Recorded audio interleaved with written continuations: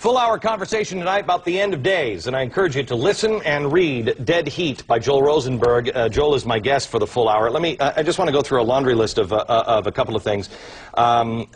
First of all, Putin, is it possible he's Gog? It's possible. Okay. Ezekiel 38 says that a dictator with an evil intent will rise to power in Russia and form military alliances all throughout the Middle East. That's certainly what Putin is doing. Is he Gog? Too early to say. He's certainly Gog-esque. Okay, Gog-esque. Oh, very nice. But we do know that it's very specific that Russia and Iran are supposed to have ties. Absolutely. And that's never happened before. In 2,500 years since the prophecy was written, Russia and Iran have never had an alliance until today. Okay. And then also, there's prophecy about Russia and Libya. Absolutely. And the same Ezekiel 38. And that's right.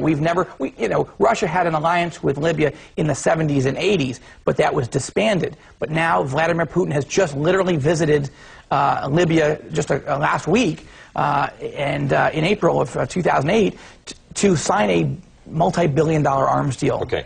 I remember when I was a kid, and, we'd read the Bible, and we'd talk about the different, prophecies in it, et cetera, et cetera. And I remember very clearly cashless society. That you'd be numbered and chipped and everything else. I actually spoke to one of the guys who helped develop the chips, and he was fine with it, and it was for tracking dogs and everything else. When they got to the point to where they were thinking, hey, this will be good to put in the hand of somebody to be able to track your children so they can't be kidnapped, and oh my gosh, we can put it with the RFID so you can go in and buy stuff. When he started telling me this story, he broke down in tears and he said, I quit that day because I knew what I was, it's not saying that this is what the technology is used for today, but it is appearing to be the technology that has been predicted for thousands of years. What are the other things that you see that we thought were insane when we were growing up that are starting to happen? Well, one of them is global satellite television technology. There's several places in the Bible. One is in Ezekiel 38. The other place is in Revelation, where the Bible says certain events, very specifically defined events, will be seen by the whole world.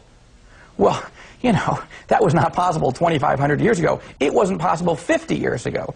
Now, with global satellite television technology, you could watch an event like a war with Israel, or you could watch two people being slaughtered in Jerusalem, as Revelation describes, and the whole world could be watching simultaneously. That's never happened. So that's just another example. Does it concern you at all? We only have 45 seconds. Does it concern you at all that the third temple is really ready? I mean, most of it is sitting in a warehouse. I mean, they got everything ready to go. The architectural plans are done. The clothes for the priests are being sewn. All the implements for the temple sacrifice are being done. Being built. The red heifer is this true? That the red heifer, they have to make the ashes of blah, blah, blah, of a red heifer, couldn't find a red heifer, and now they're just being born all over. Well, they're actually being genetically engineered right now because you need an absolutely perfect one. One was born a few years ago called Melody. She turned out to have a few hairs that were flawed, and so they said, oh, that's not the one. A perfect one has to be born, and then once that happens, it will be sacrificed, and the temple will be ready to be built.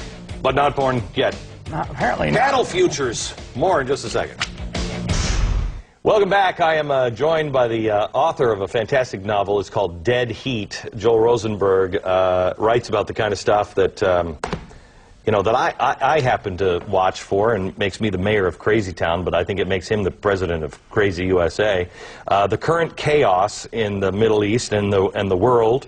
Let's just kind of try to cover as many things as we can. First of all, Iraq. Everybody is covering the bad news in Iraq. You say Iraq, and this isn't political speak, you're saying that Bible prophecy says Iraq's going to get very, very good. Yeah, and it's interesting. I just spent 9 days in Iraq about a month ago.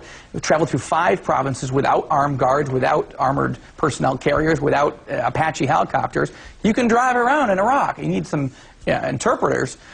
Things are getting better there. The Bible says that Iraq, which was known in the Bible days as Babylon, will not only emerge in the last days, it will emerge as the wealthiest, most peaceful, most powerful nation on the face of the planet. So the question is, how do we get from the chaos that there has been over the last few years to the wealthiest country on the planet in the last days. Something must get better. So I'm saying that all the naysayers who are saying we cannot win, apparently we do win. And by the way, I think we are winning.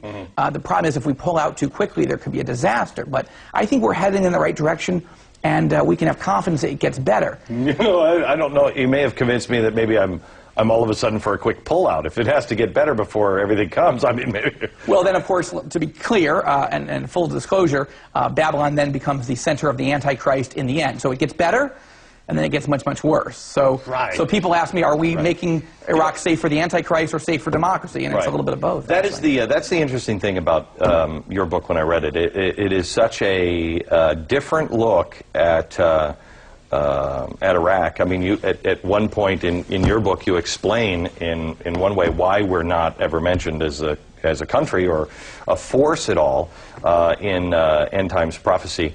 And it's because America is taken out, and New York and several other cities are vaporized. But we don't know that biblically for sure. The novel looks at what could happen. Yeah, I understand. The United States clearly isn't in end times prophecy. You were just trying to take us out. You were in the book. You were I mean, in the book you were trying to explain why we're not. Why we're not there. Correct.